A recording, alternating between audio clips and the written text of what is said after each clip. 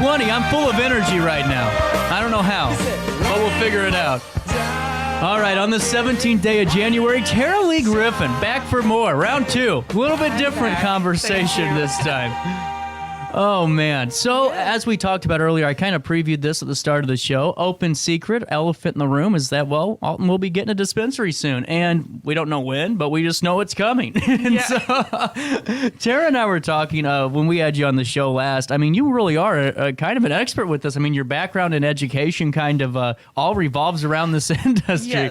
Yes. At the end of 2021, I graduated from St. Louis University with my degree in cannabis science and operations. And been working in dispensaries and CBD shops for several years now, and also been using cannabis for several years now. So lots of experience. This is what I do and what I want to help educate people on. So.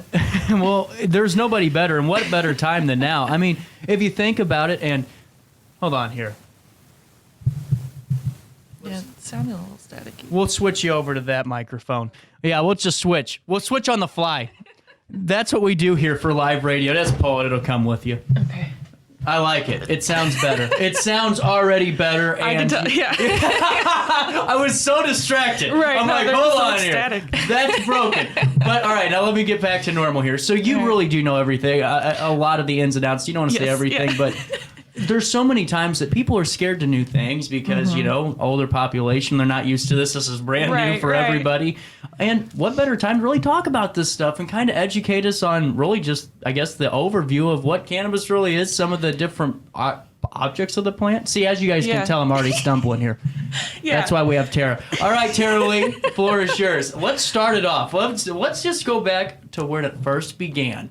All right. Well, today I figured there's so many different components to cannabis and hemp, different topics and things we could touch on. And I thought today we would just start with cannabinoids and the basic. What is a cannabinoid? So a cannabinoid is one of the compounds in the plant. Okay. So they're kind of the main compounds in the plant that drive how it affects people, how it affects animals as well.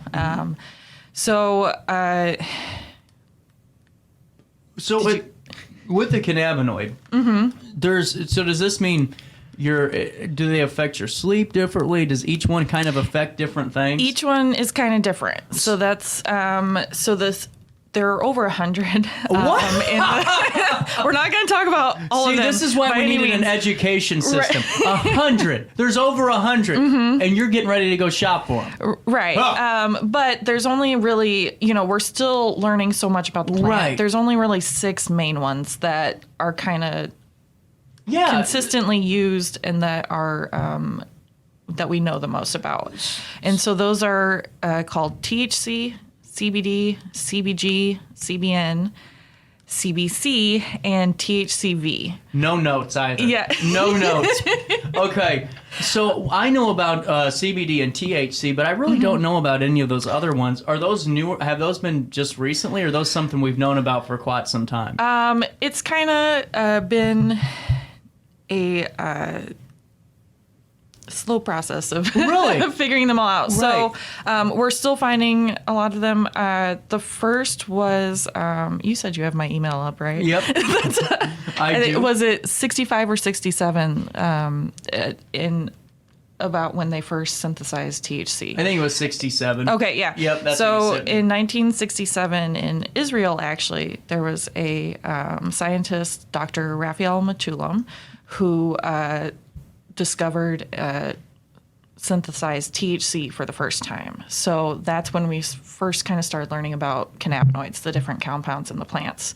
Wow. So THC, or I'm going to look at my shirt, tetrahydrocannabinol. I got to remember, because they're all so different. They've all got that cannabinol in there. And that's why it's so good to talk about this, because you've studied this. I mean, literally went to SLU and, and all these things about this.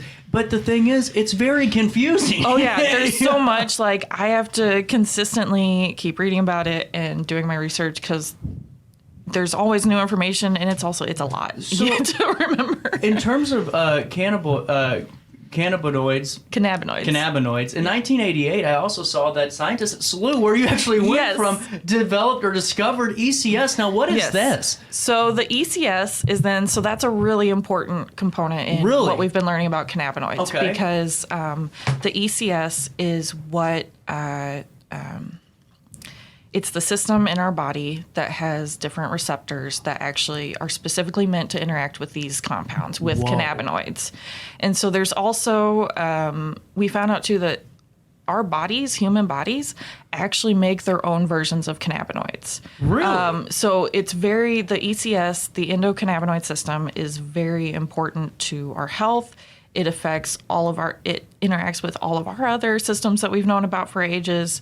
It's something that we really need to begin teaching doctors. Well, and now, are we the only species that has this ECS, or do other? No, every animal except for insects, I believe, like vertebrates and invertebrates. It's, so that's like at Moondrops we sell pet tincture. CBD is fantastic for pets. I was just going to ask you. I'm like, wait, so is that? I didn't realize, because I thought, I'm not going to lie, when I saw the CBD dog treats, I'm like, yeah, sure, okay, like they put little, whole grain in it instead. But so these actually do work and have, benefits for pets as well. Right. Wow. Yes. Yeah. No, I had a dog who had arthritis, and she was losing a lot of energy.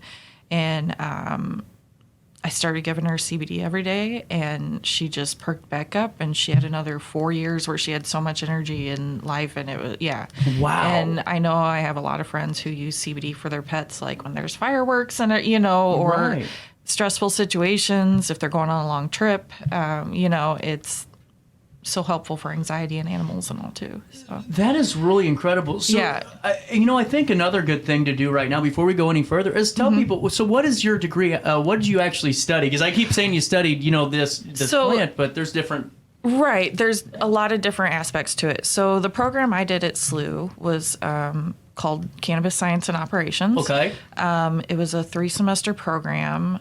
It's kind of a super accelerated program meant to let you get into any level of the cannabis industry. Got you. So it taught us so we started with a class, just kind of the basics of growing and the science behind the plant, as well as like the culture and everything. And then we had an actual plant science class where we learned to grow. We learned how to make extractions and edibles. We learned and topicals too. We learned hell of a college class, right? We learned the laws, and mostly for Missouri, but I did a lot of my own research on Illinois and other states. I got a question for you, just because I'm pondering this, and I know we're talking about all the different components, and we're getting to there. Yes, we're just breaking the ice a little bit. Do you think that if we would have had this, maybe not all this knowledge, but if we would have started the conversation about cannabis in this kind of perspective instead of just, if you, smoke it, you're a lazy bum, or you don't need, do you think that maybe the stereotype would have been different now compared to if we would have done this 20, 30 years ago? Oh, yeah. Pondering. There's so much to the history of it. Right. And I feel like maybe we just need to do this topic another day, because there's so much about how it became illegal in the U.S. Right. And maybe that we should go into next at some month. point. Yes, that'll be next month. We're going to do this monthly. There we go.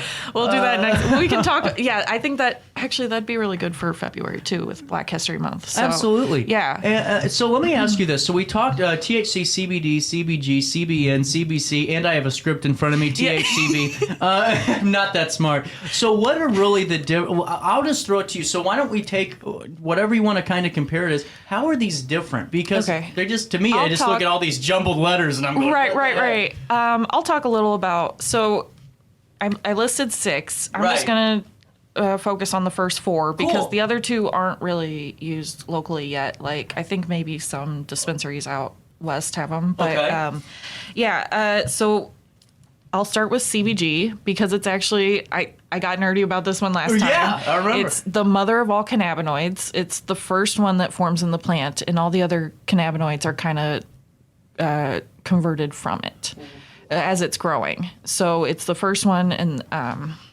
it's a great anti-inflammatory. And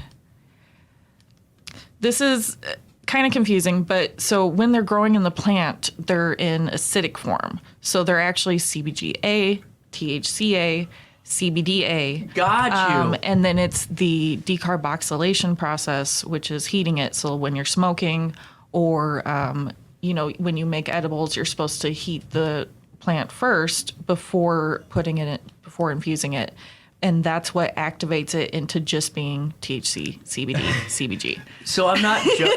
You guys are gonna laugh. So I had on a dispensary for their golf tournament. It was a couple months ago, and went over to the tournament just to say hi. And one of the golfers there wasn't the guy that was running it or anything. Just one of the participants had his little container that he just bought, and he was joking with the general manager of the dispensary. Oh, how come this says THCA 40%, but it says here it's 30? Well, that makes sense because when you burn it to some, I guess some burns off, or how does that work? Right. So that's a lot of times when you see on the labels that it says THCA. That's, you want that amount to be high if you're wanting the higher THC levels, because then even though it's not the actual THC, if your flower products are like with vapes, it's a little different. You want it to be but with your flower products, it doesn't really matter if it's just the THC. You want the THCA because you're going to be heating it and smoking it, and that's what you're going to be. That makes so much sense. I mean, because many people would get so upset when I worked at the dispensary, and they'd be like, "Wait, this says THCA," and I'm like, "Yes, that's what you want." Yeah. Well, that's literally what happened. The guy's getting all this grief about this, and it's like, hell, I believe the golfer. I was on his side. So that's interesting. So with that, I mean, when it burns off, so my question is, let's say it says, because I really haven't looked at a label, I don't do that stuff. It says 30% THCA. When you light it, does that mean it's going to convert to 30% THC, or does that mean it's really going to depend on your lighter and the amount of heat, and like it's, so you could, if you're doing it at a low enough temperature, you could potentially get all 30% of that. Okay. If you burn it, because that's okay. Even all the cannabinoids have different burning points. They all have different, so it's really. We'll do an episode. This is why we have Taralei here, because all of you are going to go to this place and not know what's going on. Right. I don't, and I'm just smiling and talking about it. But okay, so there's CBN, or CBG is the mother of all cannabinoids. Yes, it's the first one, and that's one that I use every day. I use a tincture that has both CBG and CBD in it every morning. And CBG is a great anti-inflammatory, as well as a great... it's showing promise for like antidepressant or helping with depression and anxiety, and it's been amazing for me. So now my question is, now is CBG, that's not going to get you in the clouds, right? No, that's just THC. The only right? THC is the one psychoactive. Or that we know. So that's the one. So we'll talk about that one next. So THC is the one that gets you high. Okay. And it's in its acidic form, THCA. It's not it's such low levels that you're not going to get high right away. Or potentially at all. Yeah. But THC is, but most people know THC is just the psychoactive, the part of the plant. Right. But it's also a really good pain reliever. All of these compounds are fantastic at fantastic anti-inflammatories. So, it's also very important. Like, I need THC. I've got a lot of chronic pain issues, and CBD on its own does not help my pain. I have to have the THC too. Okay. So, and that's one thing where it's great that we are finding out so much about the different varieties and being able to extract these different pieces, because everyone's going to react differently. Everyone's ECS is going to respond a little bit differently to the cannabinoids. And so it is that's where it's difficult for legalization, because it's not like any other medication that we have. Everyone you can't just tell someone, take this. It's not a Tylenol. Everyone kind of has to do their own testing and figure out what works for their system. And see, is that the scariest part, do you think, for the new consumer? Maybe somebody that has not, because I hear this all the time, actually, is from older people that go, I haven't gone to the dispensary yet, but I used to back in the, when I was younger, I used to, but now I just don't know, and I've heard it's stronger and what... Right. There's a lot of worry when it comes to that. All the places I've worked, one of the things we were taught to really explain and like push on people is like, if you're nervous, start with some of the non-psychoactive cannabinoids and also journal about it. Journal about your effects, how much you're taking, how much you're smoking, how much you're eating, and then what's happening. And it sounds like a lot of work, but it's but it's a good point, because if you're really wanting to utilize something to better your health, you need to do this work. It's no different than if you're on a Prozac or serotonin and they want you to journal your thoughts, how your dreams go. Same thing. And yeah, it's, there's so many misconceptions. Like, you hear a lot of people referring to CBD even as diet weed because it doesn't get you high. And it's like, that's, like, oh, CBD is useless because it doesn't do anything. I hear that from people around me so often. And I'm like, okay, but it is. You just have to use it properly. You're not using it to get high. You're using it for anti-inflammation, for pain relief, for anti-anxiety. Like, that's, like, yeah, you're not feeling chill, and you're not getting higher. But you're right though. It's like what happens when you don't educate yourself though. Right. And you're going in and going, well, that isn't gonna. Well, what are you looking for? What do you really need to better your life with? And that's and that's a big thing for me is. So I used to work as a journalist in Tennessee, and that's really and that's when now I'm nervous. First. No, you're fine. I used and that's about. I didn't start smoking until I was 25. Mm-hmm. So I was living in Tennessee, working as a journalist, and I started trying to do my own research on it because I realized it was doing so much to help me with my anxiety and different pain that I had.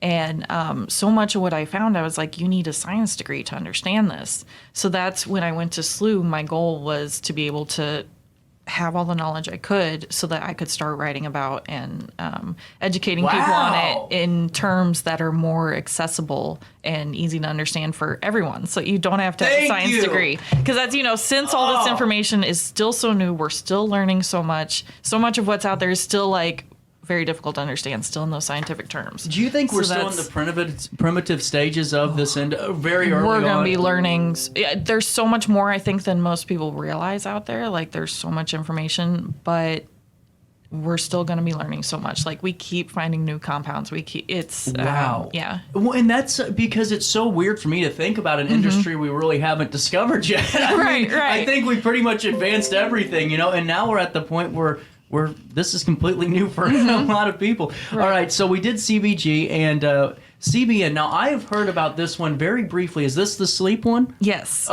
Yeah. Pop quiz. So, Yes. So CBN, nighttime, nap time. Okay. No, but so that's I think it's just cannabinol. So it's this one is actually one that, if it's found in the plant, it's usually in very small amounts because while it's growing, because it's actually oxidized THC. So a fun fact about that, a lot of people, they'll find like an old baggie of weed somewhere and think, oh, this is so much stronger, after I smoke it. Like, a lot of people have this conception that weed is going to get you so much more high if it's been sitting around a long time. But what it actually is that it's been sitting there so long that the THC has oxidized into CBN, and so it's going to make you feel, it's going to give you that couch lock a lot more. It's going to make you feel sleepier. It's going to make you feel more relaxed and a little heavy. That is incredible. Yeah. Oh my God, that makes total sense. Yeah. Okay, so into couch for a reason because, it's sitting out, all the oxygen's hitting that cannabinoid, and then it turns it. Wow. Okay. Yeah. This is so cool. I'm really nerding out right now. Yeah. All right. CBC. Oh, sorry. Keep talking. Oh no, that's it. Oh. And so that's those were the four main ones that you'll find in dispensaries, you'll find in CBD shops, not THC obviously. Right. But I also wanted to talk about Delta 8 THC. Now, this is an interesting topic. Now, I was in Austin when I was doing my pro wrestling training and all that, and this was everywhere. Every gas station was selling Delta 8, and it seems like here for a while we had an issue with it, right? Or did we not? I don't know which one. Maybe it was Kratom. I don't remember. All I know is that... Yeah, well, Kratom's illegal in Alton. That's what I thought. Yeah. Okay, so that was it was Kratom. So this is different. So what really is Delta 8? This is an interesting topic. So Delta 8 is... a form of THC, but it's basically just one of the bonds on the DNA is slightly different. And so it's a synthesized cannabinoid, though. So it can be found in very, very, very minor, negligible amounts in the plant sometimes. But that's just, a little shift in the DNA. But it's what you're finding in gas stations and CBD shops when you see Delta-8 THC is a synthesized. It's actually converted from CBD isolate.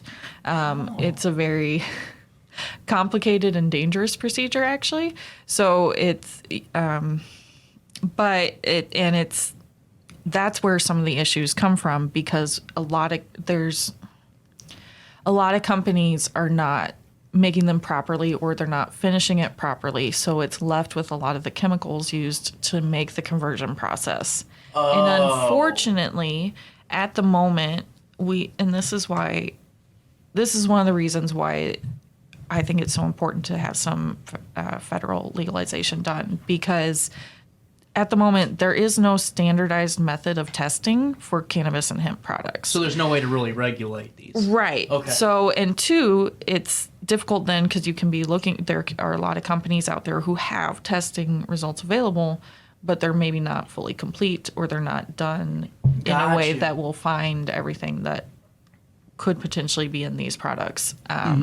So that's where, I always caution people with Delta-8, make sure you look into the company, make sure you look into the product, and, well,